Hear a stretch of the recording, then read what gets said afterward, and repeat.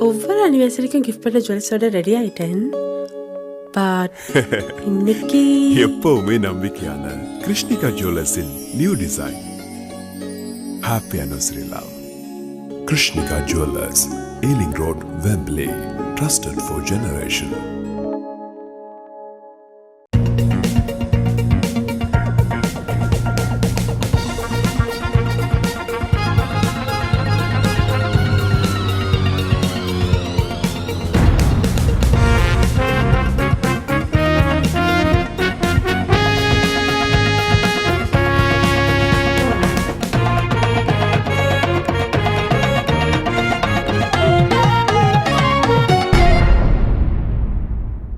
அனைத்துலக உயிரோடை தமிழ் ILC தமிழ் உயிரோடை தமிழில் அன்பர்களே, உலக நகர்வல் நிகழ்ச்சியில் இணைந்திருக்கிறீர்கள். இன்றைய உலக நகர்வல் நிகழ்ச்சியில் பிரித்தானியாவிலிருந்து பொறியியல் ஆய்வாளர் அருள் சகோதரர் என்கின்றார். வணக்கம் அருள் சகோதரர். வணக்கம். அனைத்துலக உயிரோடை தமிழ் உறவுகளுக்கு அன்பளிந்த வணக்கம். உலக நகர்வல் நிகழ்ச்சியில் முதலில் நாங்கள் இஸ்ரேல் பலஸ்தீனத்துக்கு இடையிலான போர் தொடர்பான விடயங்களை பார்ப்போம். கடந்த வாரம் நாங்கள் இஸ்ரேல் பலஸ்தீனத்துக்கு இடையிலான போர் முடிவுக்கு கொண்டு வருவதற்கான 20 அம்ச திட்டத்தோடு டொனால்ட் ட்ரம்ப் அவர்கள் இந்த பேச்சுவார்த்தை தொடர்பாக பேசியிருந்தார். நேற்றைய தினம் காய்ரோவில் கூட்டம் ஆரம்பித்திருப்பதாக கூறப்படுகின்றது. அதற்கு இன்னும் 3 நாட்களுக்கு அமெரிக்க பிரதிநிதிகள் செல்ல போவதில்லை என்ற விதத்தில் பேசப்படுகின்றது. காரணம் என்னவென்றால், இங்கே இவர்கள் வெகு விரைவாக சில முடிவுகளையும் மாற்றங்களையும் கொண்டு வர வேண்டும். அப்படி என்றால் தான் அங்கே அவர்கள் வருவார்கள் என்று கூட பேசப்படுகின்றது. இந்த போர் நிறுத்தம் தொடர்பாக என்ன நிலைப்பாடு என்று கூறுவீர்கள்? உண்மைதான். திடீரென்று இஸ்ரேலுக்கும் ஹமாஸுக்கும் இடையிலான போர் நிறுத்தத்தை ட்ரம்ப் 20 அம்ச திட்டத்தை மூடாக அறிவித்திருந்தார். அந்த திட்டத்தை அறிவிப்பதற்கு முன்னரே நெத்தனியாவை கூப்பிட்டு இதுல போன் இருக்கிறது, இப்ப நீ போன் பண்ணி கட்டார் அரசுடன் பேசு என்று அந்த மிரட்டின் தொனியில் அங்கிருந்தே அவரை பேச வைத்து மன்னிப்பு கேட்கவும் வைத்திருந்தார். ஏதோ ஒரு காரணத்துக்காக அவருக்கு இந்த போரை நிறுத்த வேண்டும். ஏனென்றால் இப்போ நோபல் பிரைஸ் அறிவிக்கிற காலம் வந்து விட்டது. ஏற்கனவே மருத்துவத்துறைக்கு 3 பேரை பரிந்துரை செய்திருக்கிறார்கள். அப்பதான் நான் நண்பரை கேட்டேன், அப்ப இன்னும் ட்ரம்பின் பேர் வரவில்லையே என்று. அப்ப சில சமயங்களில் அதற்காக இந்த முன்முயற்சியை எடுத்தாரோ தெரியவில்லை. அடுத்ததாக பிரச்சனை என்னவென்று சொன்னால், அவருக்கு உள்ளக ரீதியாகவும் மிக கடுமையான அழுத்தங்கள் கொண்டு வரப்படுகின்றது. அதாவது ஒரு ஆய்வின்படி பழமைவாத கட்சிகள் கூட இப்போது இந்த நிபந்தனையற்ற ஆதரவு என்ற அமெரிக்காவின் சொல்லை கடுமையாக விமர்சனம் செய்கின்றன. டக்கர் கார்ல்சனாக இருக்கலாம், ஏன் மார்க் ரூபியோ வெளிவார செயலாளர், அவர் கூட கூறியிருந்தார், இஸ்ரேல் உலகில் தனிமைப்படுத்தப்பட்டு கொண்டு போகின்றது. அதாவது ஆஸ்திரேலியா, பிரித்தானியா, கனடா உட்பட எங்கட தோழமை நாடுகள் கூட இரு தேசத்தை அங்கீகரிக்கின்றன. உள்ளூரில் கூட லோக்கலாக எங்கட டொமஸ்டிக் பொலிட்டிக்ஸ்ல கூட இஸ்ரேலுக்கு எதிரான கருத்துக்கள் வலுப்பெற்று வருகின்றன என்று கூறியிருக்கின்றார். இதுவும் அவர்களுக்கான ஒரு அழுத்தமாகத்தான் இருக்கலாம். அப்ப 20 அம்ச கோரிக்கையை அம்சத்தை முதல் வெளியிட்டிருந்தார். 20 புள்ளி கோரிக்கை அந்த திட்டம், தீர்வு திட்டம். அதை பலஸ்தீன ஜிஹாத் அமைப்பு நிராகரித்திருந்தது. ஹமாஸ் அது தொடர்பாக எதுவும் பேசவில்லை. அதற்கு பிறகு வியாழக்கிழமை அளவில் ரஷ்ய அதிபர் புட்டின் கூறியிருந்தார் அதை தான் வரவேற்பதாக. அதற்கு பிறகு வெள்ளிக்கிழமை ஹமாஸ் ஒரு அறிவித்தலை விட்டது, தாங்கள் அதை பகுதியாக ஏற்றுக்கொள்வதாக. அதாவது ஆயுதத்தை முழுமையாக கைவிடுவது தொடர்பாக அவர்கள் தங்கள் பாதுகாப்புக்கு ஆயுதம் தேவை என்று சொல்லியிருக்கிறார்கள். அடுத்ததாக டோனி பிளேயரை ஏற்றுக்கொள்ள முடியாது என்று. அப்ப சில அம்சங்களை தவிர்த்து விட்டு சிலவற்றை தாங்கள் ஏற்றுக்கொள்வதாக. உடனடியாகவே ட்ரம்ப் அதை தான் ஒரு நல்ல செய்தி என்று சொல்லி உடனடியாகவே அவர் மீடியா, தனது சோசியல் மீடியாவில் உடனடியாகவே எழுதிவிட்டார். அது இஸ்ரேலுக்கு மிகப்பெரிய ஒரு சங்கடம். இஸ்ரேல் அதை எதிர்பார்க்கவே இல்லை. ஏனென்றால் நெத்தனியாவின் வாழ்க்கை இந்த போரில் தான் தங்கி இருக்கின்றது. எப்போ போர் முடியுதோ அப்ப அவற்ற அரசுக்கு கலைக்கப்படும். எப்ப அவற்ற அரசு கலையுதோ அடுத்தது ஜெயிலுக்கு போக வேண்டும். ஏற்கனவே அவர் மீது வழக்குகள் இருக்கின்றன. அப்படியான ஒரு நிலைமை. அப்ப அவருக்கு போரை தொடர்ந்தாக வேண்டிய ஒரு கட்டாயம் இருக்கின்றது. ஆனால் அமெரிக்காவுக்கு தொடர்ச்சியாக நிபந்தனையற்ற ஆதரவுகளை கொடுக்க முடியாத ஒரு நிலையாகத்தான் இருக்கின்றது. இப்போது சனிக்கிழமை அமெரிக்காவின் 2 தூதுவர்கள் அங்கு சென்றிருக்கிறார்கள், பேச்சாளர்கள். ஒன்று ஸ்டீவ் விட்கோஃப், அடுத்ததாக ஜெராட் குஷ்னர் ட்ரம்பின் மருமகன். அப்ப இவர்கள் அடுத்ததாக இஸ்ரேல்ல இருந்து ஸ்ட்ராட்டஜிக் அஃபேர்ஸ் மினிஸ்டர் வந்து, அதாவது ரொன் டேர்மர் அவர் சென்றிருக்கின்றார். கட்டார்ந்த பிரதமர் சென்றிருக்கின்றார். அதே சமயம் ஹமாஸை பொறுத்தவரையில் இந்த ஹாஹில் ஹாயா என்றவர் ஹமாஸின் முக்கிய உறுப்பினர், அரசியல் பிரிவின் தலைவர் சென்றிருக்கின்றார். இந்த ஹாஹில் ஹாயா தான் இஸ்ரேல் கட்டார் மீது மேற்கொள்ளப்பட்ட குண்டு தாக்குதலிருந்து உயிர் தப்பியவர். அன்று அந்த உயிர் தப்பிய அவர் தான் இப்போது அந்த பேச்சுவார்த்தைக்கு செல்கின்றார். அன்றைய அந்த குண்டுவீச்சை நாங்கள் பேசியிருந்தோம். அது முதலாவது தோல்வியாக பார்க்கப்பட்டது. இப்போது இந்த ட்ரம்பின் அறிவித்தலும் வந்து, அதாவது ஹமாஸ் வெள்ளிக்கிழமை தனது ஒப்புதலை கொடுத்ததும் ட்ரம்ப் உடனடியாகவே இஸ்ரேல் இந்த குண்டுவீச்சை நிறுத்த வேண்டும் என்று சொல்லி உத்தரவிட்டது வந்து எல்லோருக்கும் ஒரு அதிர்ச்சியாகத்தான் பார்க்கப்படுகின்றது.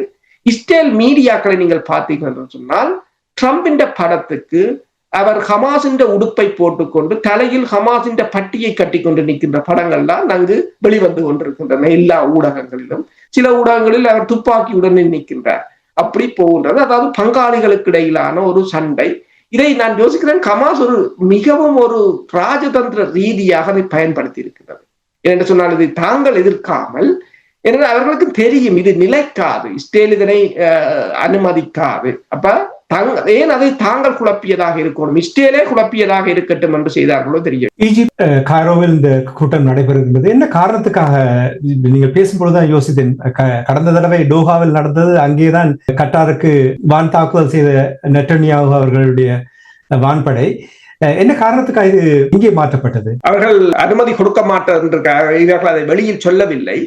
கட்டார் அனுமதி என்று சொன்னால், இவர் மன்னிப்பு கேட்டாலும் வந்து கட்டார் வந்து அதை கொடுக்க கட்டார் மறுத்திருப்பதாகத்தான் கூறப்படுகிறது. என்று சொன்னால், இப்போது மேற்குள்ள அரபு நாடுகளும் ஓரளவு தங்கள் நிலையில் உறுதியாக நிற்கக்கூடிய ஒரு நிலைக்கு மெல்ல மெல்ல வந்து கொண்டிருக்கிறார்கள். என்றால் இந்த இஸ்ரேல் தொடர்பாக அனைத்துலகத்தில் ஏற்பட்டு வருகின்ற மாற்றம். இப்ப நீங்கள் பார்த்தீங்கன்னு சொன்னால், ஞாயிற்றுக்கிழமை நெதர்லாந்துல கிட்டத்தட்ட 2.5 லட்சம் மக்கள் வீதியில் இறங்கி போராடி இருந்தார்கள் பலஸ்தீனத்துக்கு ஆதரவாக. கனடாவாக இருக்கலாம், ஸ்பெயினாக இருக்கலாம், இத்தாலியாக இருக்கலாம். ஏனென்றால் இந்த 2023ஆம் ஆண்டு அக்டோபர் 7 தான் இந்த தாக்குதல் நடந்தது. அதாவது இன்றைய தினம் அக்டோபர் 7 வந்து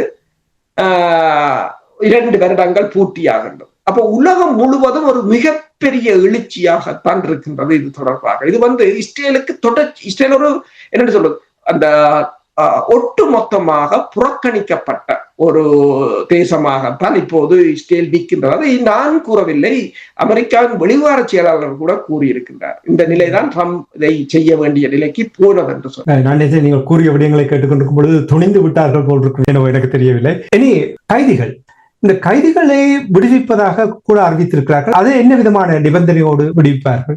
என்னென்று சொன்னால், ட்ரம்பின் திட்டத்தின் அடிப்படையில் இஸ்ரேல் ஒரு முற்றுமுழுதாக விலத்தாது விட்டாலும் தற்போதைய படை நடவடிக்கையை நிறுத்திவிட்டு குறிப்பிட்ட தூரத்துக்கு பின்வாங்க வேண்டும். அதே நேரம் ஹமாஸ், அதாவது இஸ்ரேலிய சிறைகளில் இருப்பவர்களை விடுதலை செய்ய வேண்டும். அதற்கு பதிலாக ஹமாஸும் தன்னிடமுள்ள அத்தனை கைதிகளையும் விடுதலை செய்வது மட்டுமல்லாது, இறந்திருந்தால் அவர்கள் உடல்கள் இருந்தால் உடலங்களையும் கையளிக்க வேண்டும் என்பது அதற்கு ஹமாஸ் ஏற்றுக்கொண்டிருக்கிறது. அதே நேரம் ஹமாஸ் ஆயுதங்களை கையளிக்க போவதாக அல் அரபியா என்ற ஊடகம் தெரிவித்திருந்தது ஞாயிற்றுக்கிழமை. ஆனால் சனிக்கிழமை அவர்கள் தெரிவித்திருந்தார்கள். ஆனால் ஞாயிற்றுக்கிழமை ஹமாஸ் கூறியிருக்கின்றது, இல்லை, தாங்கள் ஆயுத ஒப்படைப்பு தொடர்பாக தற்போது முடிவெடுக்கவில்லை. ஏனென்று சொன்னால், தங்களுடைய சொந்த பாதுகாப்புக்கு, உதாரணமாக AK-47 இருந்து, அதாவது செமி ஆட்டோமேட்டிக் ரைபிள்ல இருந்து அப்படியான ரைபிள்கள் கூட தங்களுக்கு தேவை, என்றால் இஸ்ரேலை நம்ப முடியாது என்ற ஒரு நிலை இருக்கின்றது. இப்ப இவ்வளவு விடயங்கள் நடந்தாலும் என்ன உத்தரவாதம் இருக்கிறது? ஒரு உதாரணத்துக்கு சொல்லுவோம், இந்த 20 அம்ச விடயங்களை வைத்துக் கொண்டு போர் நிறுத்தம் நடத்துகின்றார்கள், இஸ்ரேலும் வெளியில் வருகின்றது. இஸ்ரேல் மீண்டும் இப்படி ஒரு இன அழிப்பை செய்யாத என்ன உத்தரவாதம் இருக்கிறது? உண்மைதான். நெத்தனியாகு, இப்ப நான் கூறியது போலதான், நெத்தனியாகுன்ற அரசியல் எதிர்காலம் இந்த போரில் தான் தாங்கி இருக்கின்றது. அவர் ஏதோ ஒரு வகையில் இப்ப என்ன கூறுகிறார் சொன்னால், இப்ப ட்ரம்ப் இந்த விடயத்தை கூறி இஸ்ரேல் போரை நிறுத்த வேண்டும் என்று சொன்ன பிற்பாடும் பீரங்கி தாக்குதல்கள் அங்கு நடைபெற்றிருக்கின்றன. அதற்கு அவர்கள் கூறிய காரணம் என்னன்னா தற்பாதுகாப்பு, அதாவது தாக்குதலை ஒரு பேரை மாற்றிவிட்டு தொடர்ச்சியாக செய்கிறார்கள். அப்ப இந்த நிலையில் ட்ரம்ப் வெள்ளிக்கிழமை நெத்தனியாவுடன் கதைத்த போது இருதரப்பும் கடும் வாக்குவாதத்தில் ஈடுபட்டதாக இந்த அக்சியஸ் என்ற ஊடகம் தெரிவித்திருக்கின்றது. அவர்கள் அதை தெளிவாக போட்டிருக்கிறார்கள் என்று சொன்னால், ட்ரம்ப் நெத்தனியாவுடன் கதைக்கும் போது ஹமாஸ் ஒத்துக்கொண்டு விட்டது, இது ஒரு குட் நியூஸ் என்றுதான் அவர் சொல்லிக்க, நல்ல செய்தி என்று. அதற்கு நெத்தனியாவு சொல்லி இருக்கின்றார் என்னென்றால், this is nothing to celebrate, so it doesn't mean anything என்றுதான் அவர் கூறியிருக்கின்றார். அது ட்ரம்புக்கு சரியான ஒரு சினத்தை ஏற்படுத்தி இருப்பதாக ஊடகம் கூறியிருக்கிறார். அவர் அதுக்கு கூறியிருக்கிறார், I doesn't know why you always so என்று சொல்லி ஒரு கெட்ட வார்த்தையையும் போட்டு சோ நெகட்டிவ் என்று கேட்டிருக்கிறார். அவர் இன்னொன்றை கூறியிருக்கிறார், this is a win, take it என்றுதான் கூறியிருக்கிறார்.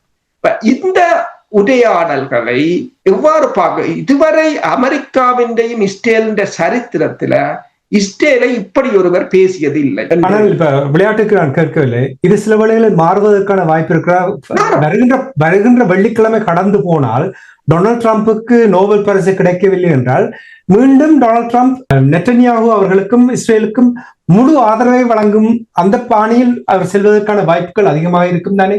இருக்கும், வாய்ப்புகளும் இருக்கும். ஆனால் இது தனியாக நோபல் பிரைஸை சார்ந்தது அல்ல.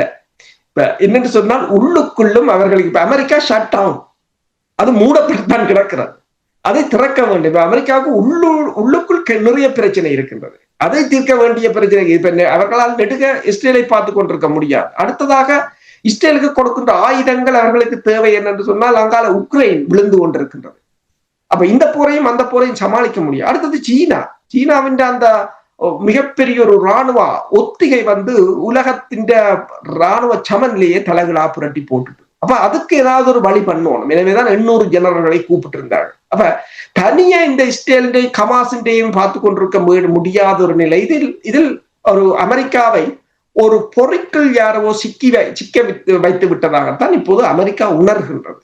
எனவேதான் இதிலிருந்து ஏதோ ஒரு வகையில் வெளியில் வர முற்படுகிறது. ஆனால் வெளியில் வந்தால் நெத்தனியாவின் பதவிக்கு ஆபத்து என்பது நெத்தனியாவுக்கு ஒரு பிரச்சனையாக இருக்கின்றது. ஏனென்றால் அவருடைய கூட்டணி கட்சிகள் சொல்லி இருக்கின்றன, இந்த போர் நிறுத்தத்துக்கு உட்பட்டாலோ அல்லது ஹமாஸுடன் இறங்கி போனாலோ தாங்கள் ஆதரவை விலக்குவோம் என்று சொன்னால் அவரின் பதவி பறிபோகும். பதவி பறிபோனால் அவர் ஏற்கனவே ஊழல் குற்றச்சாட்டு இருக்கிறார், அந்த வழக்கை அவர்கள் மீண்டும் எடுப்பார்கள். இப்போது பிரதமராக இருக்கிறபடியால் அந்த வழக்குகளை கிடப்பில் போட்டிருக்கிறார்கள்.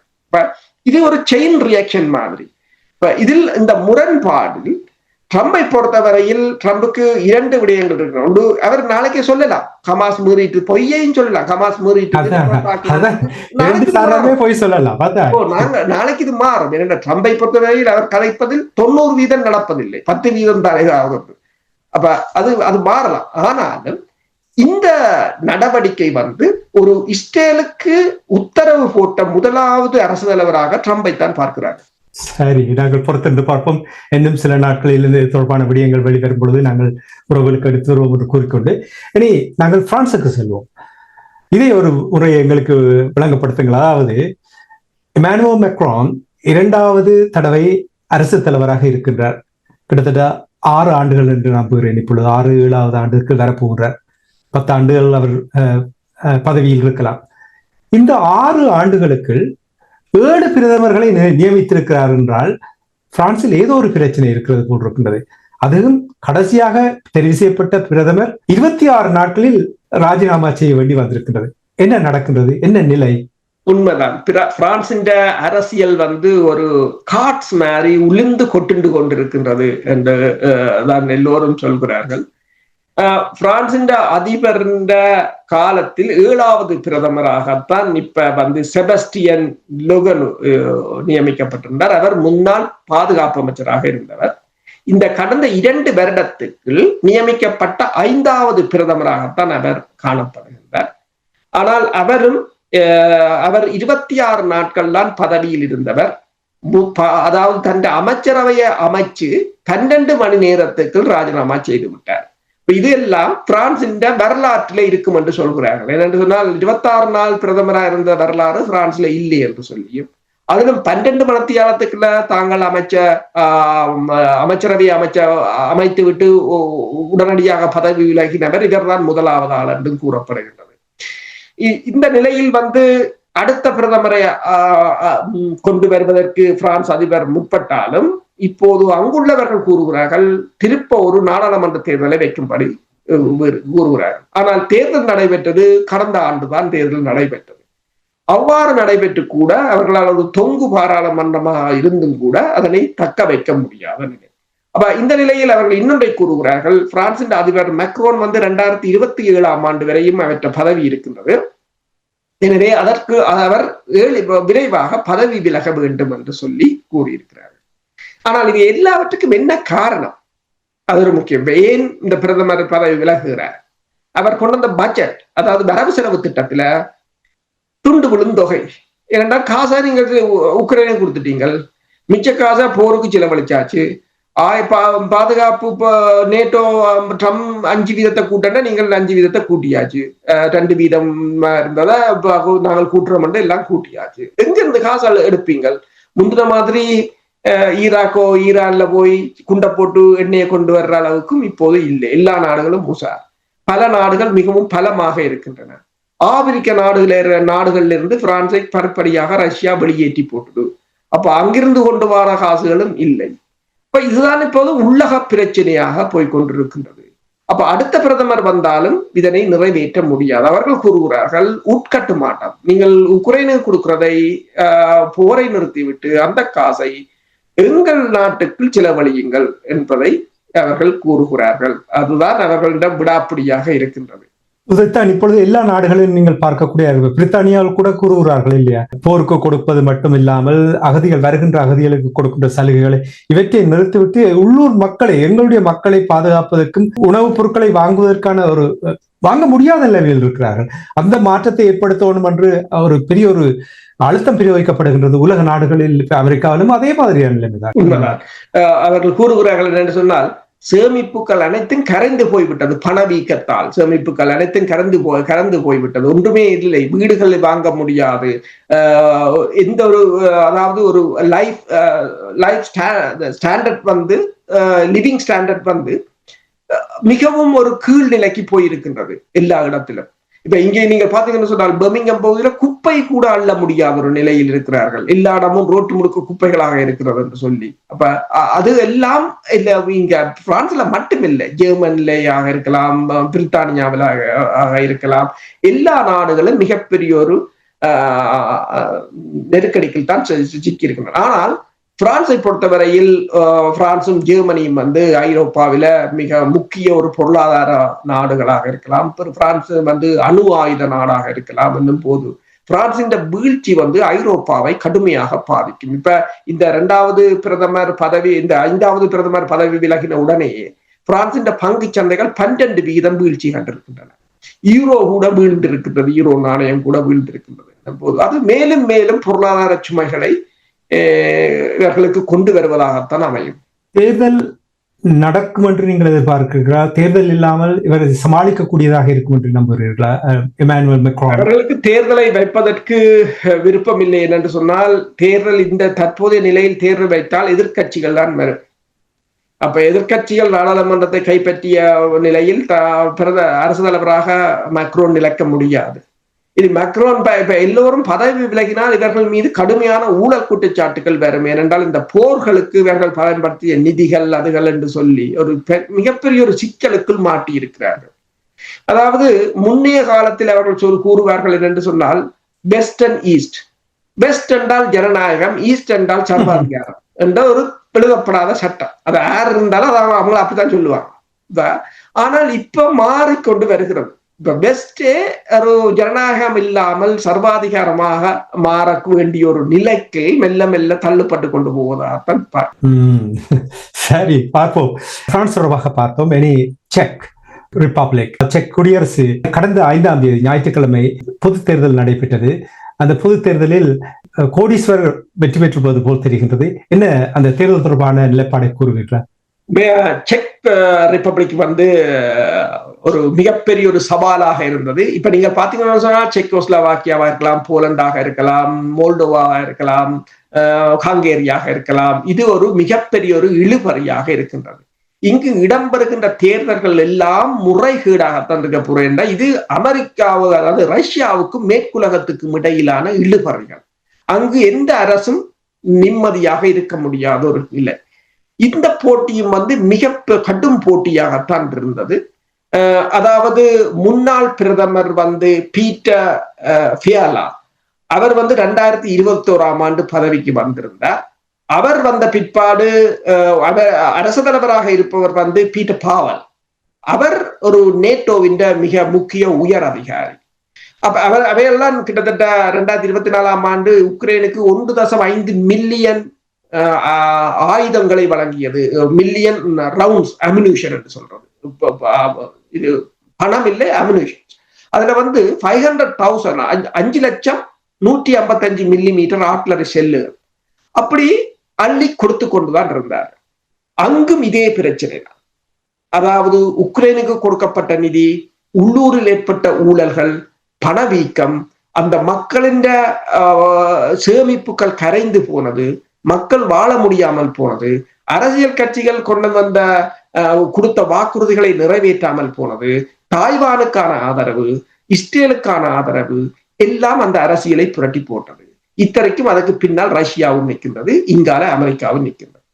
இந்த நிலையில் தான் இந்த தேர்தல் வந்து, அதாவது 2017 2021 வரையிலும் இந்த ஆண்ட்ரேஜ் பாபிஸ் என்றவர் வந்து அவர் ஒரு பில்லியனர் என்று சொல்றது, கோடீஸ்வரர்.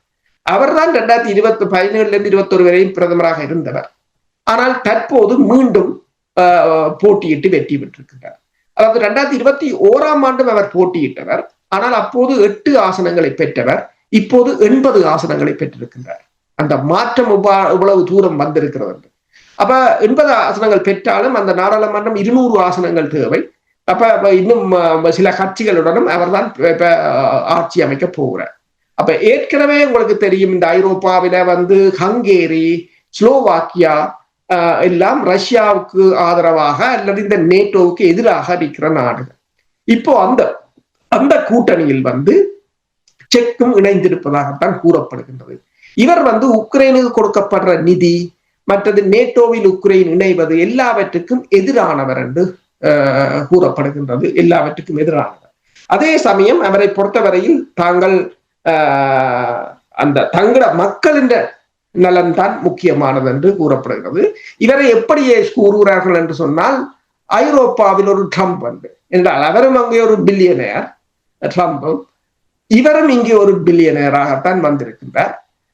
ஆனால் இது என்னென்று சொன்னால், இப்ப இதை ஒரு வரியில் சில ஆய்வாளர்கள் எவ்வாறு கூறுகிறார்கள் என்று சொன்னால், மேற்குலகத்தின் கனவு வந்து தகர்ந்து விட்டது என்றுதான் கூறு. மேற்குலகத்தின் கனவு தகர்ந்து விட்டது என்று நீங்கள் கூறும்பொழுது, செக் ரிப்பப்ளிக், செக் குடியரசில் நடந்த சம்பவம். இனி ஜோர்ஜியாவில் தேர்தல் நடைபெற்றிருக்கின்றது, ஜனாதிபதி தேர்தல் நடைபெற்றிருக்கின்றது.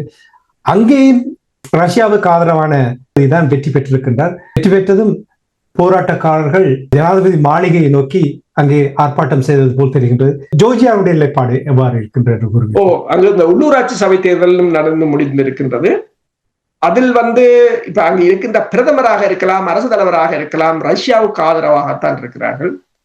அது வந்து இந்த மேற்குலகத்தை பொறுத்தவரையில் இவர்கள் அங்கு ஒரு புரட்சியை ஏற்படுத்தி, அங்கு ஒரு கலவரத்தை ஏற்படுத்தி, அங்கு ஆட்சி மாற்றத்தை ஏற்படுத்துவதற்கு கடுமையாக முயன்று பார்த்தார்கள், முடியவில்லை. இப்போது இந்த தேர்தலை முன்னிட்டு மீண்டும் ஒரு கலவரத்தை தூண்டி இருக்கிறார்கள். அதுவும் அரச தலைவர் மாளிகையை நோக்கி பெருமளவானவர்கள் ஆர்ப்பாட்டத்தில் ஈடுபட்டிருந்தார்கள். கண்ணீர் போய் குண்டுகள் வீசப்பட்டன, தண்ணீர் பவுசர்கள் கொண்டு வந்து வீசப்பட்டன. இருந்த போதும் பிறகு அடுத்த நாள், அதாவது திங்கட்கிழமை, அந்த ஆர்ப்பாட்டம் ஓரளவு தணிவு நிலைக்கு வந்திருக்கின்றது.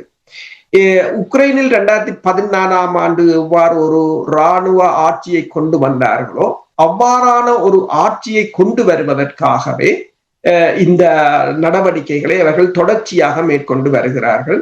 ஐரோப்பிய ஒன்றியம் கூறுகிற காரணம் என்னென்று சொன்னால், ஜோர்ஜியாவுக்குள் வருகின்ற வெளிநாட்டு நிதிகள், இப்ப என்ஜிஓக்கள் என்று சொல்ல அரசு சார்பற்ற நிறுவனங்கள் இவர்கள் அங்கு உருவாக்கி வைத்திருக்கிறார்கள். இந்த போராட்டங்களுக்காகத்தான் அவர்கள் உருவாகுவது. அந்த நிறுவனங்களுக்கு வரும் நிதி அனைத்தும் பதிவு செய்யப்பட வேண்டும் என்ற ஒரு சட்ட மூலம் கொண்டு வரப்பட்டது. இந்த சட்ட மூலம் அமெரிக்காவில் 1969ஆம் ஆண்டிலிருந்து இருக்குது. ஆனால் அவங்க கொண்டு வர சட்டம் மூலம் அது பிரச்சனை என்று சொல்கிறார்கள், அது ஜனநாயக விரோதம் என்று கூறுகிறார்கள். அதுக்கு எதிராகத்தான் இப்போது தூண்டப்பட்டது இந்த போராட்டம். ஆனால் போராடுபவர்கள் மேற்குலக நாடுகள் கைக்கூலிகளாகத்தான் இருக்கிறார்கள் என்றால் என்ஜிஓக்கள் மூலமாகத்தான் அது ஒருங்கிணைக்கப்படுகின்றன. இருந்த போதும் அது பெரிய அளவில் வெற்றி பெறவில்லை. நாங்கள் ரஷ்யா தொடர்பாக பார்ப்போம். இஸ்ரேல் பாலஸ்தீனியம் அதிகமாக பேசப்பட்டால் ரஷ்யா தொடர்பாக பேசுவது கொஞ்சம் குறைவாக இருக்கும். ஆனால் களமுனையில் தொடர் தாக்குதல் நடைபெற்றுக் கொண்டிருக்கின்றது, ட்ரோன் தாக்குதல் நடைபெற்றுக் கொண்டிருக்கின்றது. என்ன நிலைமை என்று கூறுவீர்கள்? உண்மைதான். ட்ரோன்கள் மூலம் தாக்குதல் இருதரப்பும் கடுமையாக தாக்கிக் கொண்டிருக்கின்றது. ரஷ்யாவை பொறுத்தவரையில் ரஷ்யாவின் பெல்க்ரூட் பகுதி மீது இஸ்ரேல் நடத்திய தாக்குதலில் கிட்டத்தட்ட 40,000க்கும் மேற்பட்ட மக்களின் குடியிருப்புகளுக்கான மின்சாரங்கள் தடுக்கப்பட்டிருக்கின்றன. அதே போல போலந்தின் எல்லையில் இருக்கின்ற உக்ரைன் லீவ் பகுதி மீது ரஷ்யா மேற்கொண்ட தாக்குதலில் பெருமளவான சேதங்கள் ஏற்பட்டிருக்கின்றன. அது அம்யூனிஷன் டிரான்சிட் பாயிண்ட் என்று சொல்வார்கள். அங்கிருந்து ஆயுதங்களை இப்போ ஐரோப்பாவிலிருந்து கொண்டு வந்து அதுக்கு சேமித்து வைத்துத்தான் இங்கால கொண்டு வருவது என்று சொல்லி, அதே போல தொடர் ஊந்துகளும் ட்ரெயின்களையும் ரஷ்யா தாக்கி அளித்திருக்கின்றது. அதன் மூலம் தான் ஆயுதங்களை கொண்டு வருகிறார்கள் என்று சொல்லி கொஞ்ச நாட்களாக நீங்கள் பார்த்தீங்கன்னு சொன்னால் ரஷ்யா தனது தாக்குதலை உக்கிரப்படுத்தி இருக்கின்றது. அதே நேரம் உக்ரைனும் தனது தாக்குதல்களை உக்கிரப்படுத்தி இருக்கின்றது. ரஷ்யாவின் மிகப்பெரிய ஒரு எரிபொருள் சுத்திகரிப்பு நிலையம் உக்ரைனால் தாக்கப்பட்டிருக்கின்றது. அதை கூறியிருக்கிறார்கள். கிட்டத்தட்ட அந்த எரிபொருள் நிலையம் ரஷ்யாவின் மிகப்பெரியதில் உண்டு. அதில் ஒரு நாளைக்கு 2 லட்சம் பீப்பா எண்ணெய்கள் உற்பத்தி செய்யப்படுவது என்று சொல்லியிருந்தார்கள். ஆனால் அது தாக்கப்பட்டு மறுநாள் அமெரிக்காவில் இருக்கின்ற செவ்ரோன் எரிபொருள் நிலையம் வெடித்து சிதறி இருக்கின்றது. அதில் ஒரு நாளைக்கு 3 லட்சம் பீப்பா எண்ணெய்கள் ஒரு நாளைக்கு செய்வதாக கூறப்படுகின்றது. அந்த கலிபோர்னியா மாநிலத்தின் விமானங்களுக்கான 40% எண்ணெயை அந்த எரிபொருள் நிலையம் தான் வழங்கி கொண்டிருக்கின்றது. அப்ப எல்லா நாடுகளிலும் என்ன நடைபெறுகிறது என்றது மிகப்பெரிய ஒரு ஆச்சரியமான விடயமாக. அது என்ன காரணத்துக்காக இருந்தது என்று சொன்னால், எல்லா நாடுகளும் தங்கள் உளவு அமைப்புகளையும் ஆழ ஊடுருவும் படையினரையும் ட்ரெயின் பண்ணி அனுப்பி இருக்கிறார்கள். இப்ப ரஷ்யாவின் SVR என்று சொல்கின்ற ஃபாரின் இன்டெலிஜென்ஸ் சர்வீஸ் சொல்லி இருக்கின்றது. இப்ப யூகேல உக்ரைனில் இருக்கின்ற ரஷ்யர்களை கொண்டு ஒரு படையணியை அமைத்திருக்கிறார்கள். அதுக்கான பயிற்சிகள் நடைபெறுகின்றது ஐரோப்பாவில். அவர்களுக்கு கொடுக்கப்பட்ட பணி என்னன்னு சொன்னால், அவர்கள் ரஷ்யர்கள். அப்ப ரஷ்யர்கள் தாக்கினால் ரஷ்யா தாக்கியது என்று கூறலாம். அப்ப அவர்கள் இந்த சிவில், அதாவது பொதுமக்களின் துறைமுகங்கள், பொதுமக்களின் கப்பல்கள், வெவ்வேறு நிலைகளை தாக்கிவிட்டு ரஷ்யா தாக்கியதாக கூறுவது என்று. அண்மையில் உங்களுக்கு தெரியும், விக்டர் ஓபன் ஹங்கேரியின் அதிபர், அவர் கடந்த வாரம் ஒரு கூட்டம் ஒன்று இடம்பெற்றிருந்தது இந்த ஐரோப்பாவில். அப்ப அவர் கூறினார், அங்கு வந்தவர்கள் எல்லோரும் பேசியது தனக்கு மிகவும் அதிர்ச்சியாக இருந்தது என்று சொல்லி.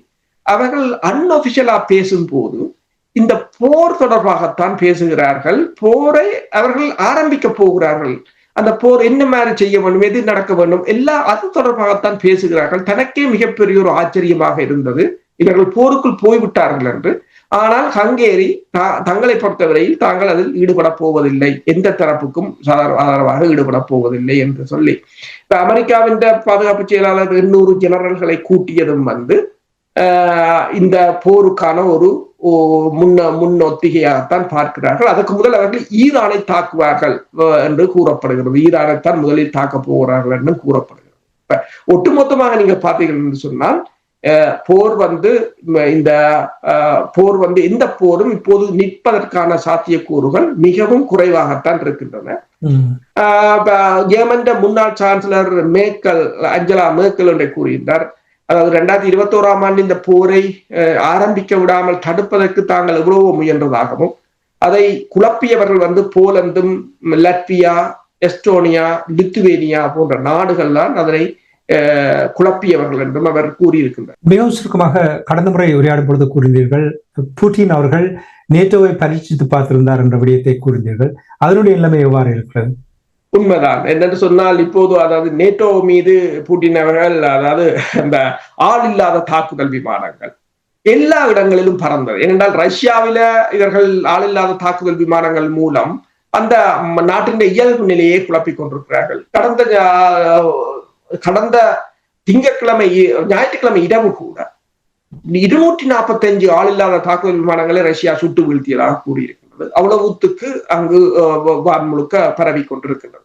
இந்த நிலையில் தான் தற்போது நீங்கள் பார்க்கலாம், ஜெர்மனாக இருக்கலாம், பெல்ஜியமாக இருக்கலாம், நோர்வே, டென்மார்க், ரொமேனியா போன்ற நாடுகளில் இனந்தெரியாத விமானங்கள் பறந்தது, விமான நிலையங்கள் மூடப்பட்டது என்று பெரிய ஒரு அல்லோல கண்டோம். இப்போது அந்த ஆளில்லாத தாக்குதல் விமானத்தை தடுப்பதற்கான சுவர் அமைப்பது தொடர்பாக பேசுகிறார்கள். அதற்குரிய ஏவுகணை வளம் இவர்களிடம் இருக்கிறதா என்றால் நான் நினைக்கவில்லை. என்று சொன்னால் எத்தனை என்ற சுடுவது, ஒவ்வொன்றையும் சுடுவதற்கு கூட பெருமளவான நிதி தேவை. ஏற்கனவே நிதி இல்லை என்று 7-6 பிரதமர்கள் விலத்தி கொண்டிருக்கிறார்கள். இனிமேல் யாரும் அரசியலுக்கு வர மாட்டார்கள், பதவியேற்க வர முடியாத ஒரு நிலை இருக்கின்றது. இந்த நிலையில் இந்த ட்ரோன் தாக்குதல்களை இப்ப ரஷ்யா மீது நடத்தி விட்டு இவர்கள் பாதுகாப்பாக இருக்க முடியாது என்பதைத்தான் பூட்டின் உணர்த்தி கொண்டிருப்பது போல தெரியும். W3 வருவதற்கான சாத்தியம் இருக்கின்றது என்று நாங்கள் அடுத்த நிகழ்ச்சியில் பார்ப்போம். நீங்கள் ஒவ்வொரு வாரமும் நாங்கள் பார்க்கும் பொழுது புது புது பிரச்சனைகள் எல்லாம் உருவாகி கொண்டிருக்கின்றது. இது என்ன மாற்றத்தை கொண்டு வரப் போகின்றது என்று தெரியவில்லை. இன்றைய உலக நகர்வுகள் நிகழ்ச்சியில் இணைந்து உலக நகர்வுகளை அவதானித்து உயிரோடை தமிழ் உறவுகளோடு பயந்து கொண்டமைக்காக உயிரோடை தமிழ் நண்பர்கள் சார்பாக நன்றியை கூறிக்கொண்டு மீண்டும் என்ற ஒரு நிகழ்ச்சியில் நன்றிப்போம். அதுவரைக்கும் நன்றி, வணக்கம். நன்றி. எமது பார்வையாளர்களுக்கு வணக்கம். மக்களின் குரலாய் ஓங்கி ஒலிக்கும் இலக்கு மின்னிதழ் மற்றும் உயிரோடை தமிழ் வானொலி ஆகிய இவ்விரு ஊடகங்களும் உங்களைப் போன்ற எமது நேயர்கள் நண்பர்களின் ஆதரவிலேயே இயங்கி வருகின்றன. மிக குறைந்த வளங்களுடன் பல இடர்கள் மற்றும் தடைகளை தாண்டி பயணிக்கும் எமது ஊடகங்களின் பணிகள் மேலும் வளர உங்களால் முடிந்த நிதியுதவியை வழங்கி இன்னும் காத்திரமான செயற்பாடுகளை முன்னெடுக்க உதவுமாறு மிகவும் பணிவன்புடன் வேண்டி நிற்கின்றோம். உங்கள் பங்களிப்பு உங்களின் உரிமை குரலாய் ஓங்கி ஒலிக்கும். நன்றி.